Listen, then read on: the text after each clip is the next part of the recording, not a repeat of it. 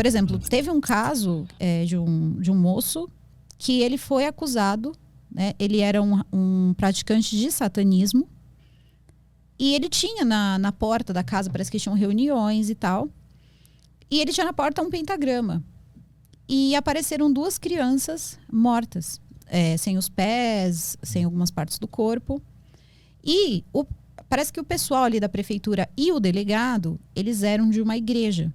E o delegado odiava aquela casa que funcionava, que tinha aquela estrela, aquela casa do capeta que tinha ali. Quando apareceu as crianças, ele mandou prender o cara. E todo mundo, mas prender por quê? Prender por quê? Ele chegou e disse que ele foi na igreja e que o pastor dele tinha feito uma revelação dizendo que ele era o acusado, porque ele era um servo do diabo. Uhum. Só que ele pegou, colocou isso ali nas coisas, prendeu o cara, deixou o cara preso mesmo, depois prendeu a mulher do cara, fez da vida desse homem um inferno. E depois, quando foi levantada a lebre, né, que ele conseguiu um advogado, aí ele consegue esse advogado, e até o nome, isso é um livro também, chama O Caso Bruxo, eu esqueci o nome do advogado agora, do caso... Charles, procura pra mim o nome dele, Marco Antônio Meija, acho que alguma coisa assim. E ele que defendeu, tá? E ele ficou preso por dias e ele só saiu porque esse advogado abraçou a causa e tirou ele de lá. Quando eles foram olhar a situação do inquérito, por que ele estava preso? Estava lá como a causa, revelação divina. Ah, foi usada como prova. Isso, esse é o caso. Ó, ali, tá vendo? Esse é o portão. Uhum. Ele, de fato, tá? Ele é um satanista. E aí a gente entra no... Ó, ali é o livro, Caso Bruxo. O autor é o próprio advogado. Ele usou a revelação como prova. Ele usou a revelação como prova. Entendi. Ele passava todos os dias nesse portão. E ficava Com puto da cara. muito ódio. E aí, quando eles encontram, tá vendo essa foto que tem uns sacos azuis ali, aqueles sacos, eles são as crianças, tá? A gente não precisa, tá vendo? A gente não precisa, ó, aqui é tal pedaço, aquele pedaço. Uhum. Não. Só que eles não se importaram. Ele não se importou, por exemplo, em saber quem eram essas crianças. Uhum. Ele só... Marco Alfredo Meija. É ele mesmo. E ele é super simpático, eu sigo ele no Instagram, ele posta bastante coisa interessante, assim, esse advogado. E aí ele começou a fazer a defesa, essa é a esposa, tá vendo? Prenderam ela também. E aí eles encontraram, as provas eram essas, desce, mais um pouquinho, Caio. Ali, ó, tá vendo ali uma roupa de cachorro? Isso é normal, tá? Dentro do satanismo, colocar uma roupa com um animal, uma fantasia de animal. Eu já posso explicar isso pra vocês e por que eu tô falando com tanta tranquilidade também. E assim, foram pegando tudo, tá? Pegaram essas coisas, pegaram aquele altar ali. Tinha um altar. Ali em volta tinham doces e tinha algumas comidas e tal. Semelhante, porque eu nunca fui, né? Então eu posso dizer semelhante por fotos a uma, sei lá, um candomblé ou uma religião de Umbanda. Uhum. Mas tem ali uma outra entidade, tem outras coisas, mas tá vendo que acho que ali eu acho, tá? Que é um preto velho. Tem algumas coisas aí, mas a religião dele era o satanismo. Uhum. E por causa disso, por ter essa religião, ele foi preso. E o motivo era esse. Ele ser satanista e ele teve uma revelação divina. Depois eles afastaram esse delegado. Aí teve um novo inquérito, não provaram nada, não conseguiram provar nada. Mas ele perdeu, ele era um empresário, ele perdeu muitos bens, ele perdeu contratos, ele perdeu muita coisa. Porque agora ele mesmo fala numa entrevista que não importa, ali são as festas, tá vendo? São as festas e tal. É assim mesmo, porque eu já li alguns livros sobre o tema. Normalmente é assim mesmo. Sobre satanismo? Hã? Sobre o satanismo, Uhum. Só que a filosofia é outra, né? Então, o Satã deles não é o Satã bíblico. Ah, entendi. Então, é aí que mora, né, a diferença. Uhum. E aí, por causa disso aí, ele acabou preso, né? Então, aí o que acontece? Você vai lá e você vê uma coisa dessa acontecer. Não tem como você não se envolver. Você vê uma pessoa pagando ali por uma coisa que não fez, a vida dele se destruiu, porque além dele ter perdido muito financeiramente, ele perdeu contratos, ele perdeu coisas e também não pode sumir uma criança no lugar. que eles já estão na cola dele. Então foi uma pessoa que me deixou assim, eu fiquei muito chateada porque a intolerância religiosa, eu vejo muito isso em caso criminal. E qual foi o desfecho? O que tinha acontecido de fato? Ninguém sabe. O desfecho foi que o advogado conseguiu libertar ele da prisão. Ele chegou a ficar preso um tempo, agora eu não lembro certinho, mas acho que foram 3 meses que ele ficou preso.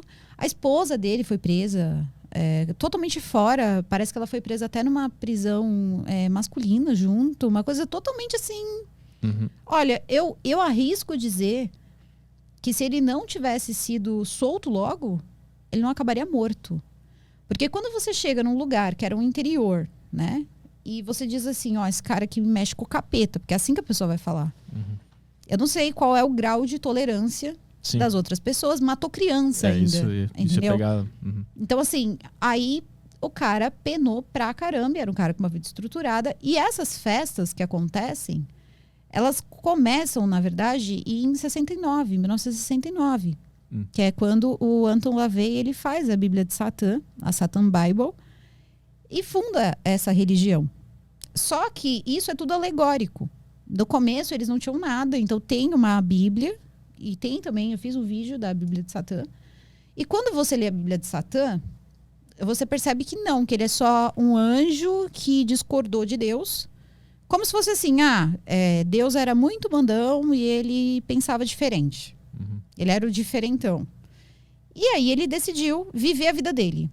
É o filho que não concorda com os pais e vai viver a vida dele. Tira toda aquela parte, né, bíblica. E eles acreditam aí que, com certos rituais, certas coisas... Tem quem diga que eles, na verdade, não recebem nenhum tipo de espírito, nem nenhum tipo de favor, nem nada. Tem pessoas que dizem, né, outras coisas, mas aí eu também não sei. Porque, por exemplo, talvez, se fosse nos Estados Unidos, que foi onde começou, acho que foi na Califórnia, que começa, né, o satanismo mesmo de LaVey, não teria, por exemplo, um preto velho. Que é uma coisa totalmente, né, nacional. Então, eu não sei se mistura outras coisas. Mas em nenhuma religião dessa se sacrifica crianças. Porque a noção de que Satã é mal vem de onde? Vem da nossa cultura. Para eles não é mal. Para eles não é mal. Inclusive, tem umas coisas, eu lembro que até quando eu li, eu só tenho ele, né, pra tirar sarro, então, né, passa falando o tempo inteiro. Tem umas regras que você até concorda. Assim, você até fala, putz, isso aqui faz algum sentido. Tipo quais? Porque, por exemplo, se alguém te der um tapa, aí na Bíblia tá, né? Você dá outra face. Na Bíblia de Satã, não. Tá dizendo, você mete logo um chute, derruba ou mata. Porque assim, pra ele aprender que ele não pode fazer isso com você. Então, tipo, dane-se, a outra face é o caramba. Mete um socão, entendeu? E tanto que quando eles soltaram ele deu a entrevista, ele disse o seguinte: eu desejo muito mal para essas pessoas.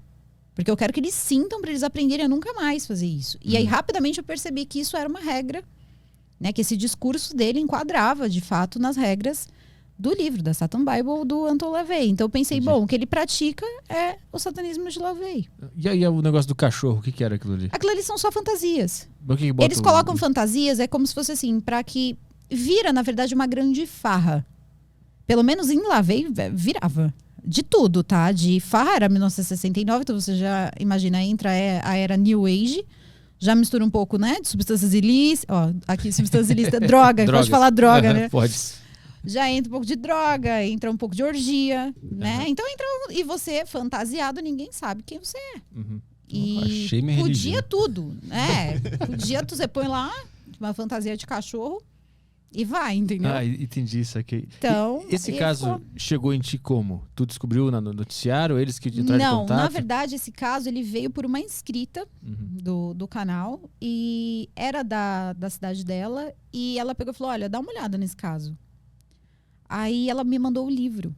Eu recebo muito livro de inscrito. Quando eles acham algum caso que é da região deles, às vezes o livro é feito só ali.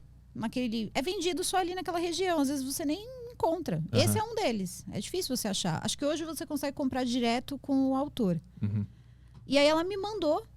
E eu falei a ele, eu vou ler esse livro. Mas aí você olha, por exemplo, Operação Revelação, né? Revelação porque na verdade, depois você entende, né? Que o livro, ele mostra pra você que a revelação quem teve foi o delegado, né? A revelação que o bruxo era o assassino. E o caso bruxo. E aí as pessoas começam, né, com a lacração. Mas bruxo, ele não é bruxo e tal. Só que é como o caso ficou conhecido. E aí é outra coisa que gera um grande problema. Porque algumas pessoas vão lá e falam, porque você não coloca o nome dele. Porque se eu colocar o nome dele, ninguém sabe quem é. E às vezes o cara, ele quer ver a história dele contada. Esse é um moço, por exemplo, que eu tenho certeza que ele queria ver a história dele contada. Porque ele sofreu muito com isso. Inclusive, a televisão, ela noticiou na época, e eu me lembro muito bem desse caso, quando as crianças apareceram, eles colocaram que os pedaços, como se os pedaços das crianças estivessem dentro do lugar. E mostrava essa foto com esse preto velho e tal, e dizia que era dentro de um... Eles falavam na época centro de macumba mesmo, assim. A televisão não tinha esse filtro. No YouTube eles cobram da gente uma educação, mas não tinha naquela época, era centro de macumba. E eles noticiaram, e depois disso vários lugares que mexem com cultura que tem, né, matriz afro, começou a jogar em cocô, bater nas pessoas. Então tem vários relatos de pessoas que tiveram suas casas aí, né, destruídas e tal, devido a esse caso, principalmente nessa região. Porque aí é assim, jogaram a notícia, mas o desfecho ninguém jogou. Eles abandonam a história. Eles abandonam, sempre. Eles fazem isso. E é exatamente isso que eu tento fazer. Eu pego as histórias que eles abandonam e vou atrás. Eles normalmente abandonam quando o cara é preso, ou a mulher é presa. A parte toda do inquérito, do julgamento, eles não passam. Como essa pessoa está hoje, às vezes ele está solto. Então, ninguém fala. Então, são esses que normalmente eu procuro ir atrás.